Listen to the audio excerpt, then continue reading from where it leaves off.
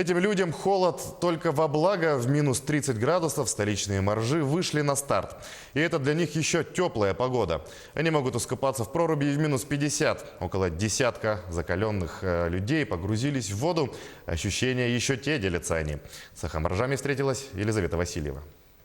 Купаться можно и зимой. Любители зимних водных процедур развернули настоящий пляж посреди зимы в Якутске. Якутские моржи вот-вот зайдут в воду, а желающие увидеть и запечатлеть сие зрелище волнуются не хуже них. Храбрые сердцем женщины вошли в воду первыми.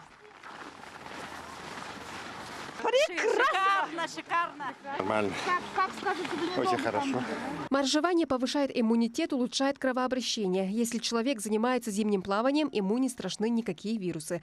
Люди могут даже забыть про тяжелые болезни, но заниматься этим может не каждый. Если у человека высокое давление, если болят сосуды, если человек перенес инфаркт, инсульт, много очень противопоказаний.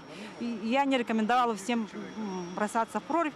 Сначала надо проверить, слушать свой организм. Люди, которые всем сердцем любят зимнее плавание, создали свою организацию «Саха-моржи» этой весной.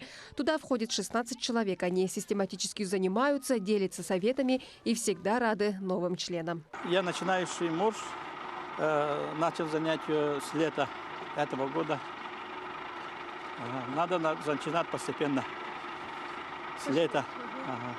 Сразу резко прорубь, но трудно будет.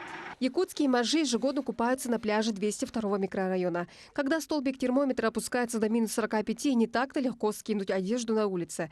Здесь требуется не только отменное здоровье, но и храбрость духа.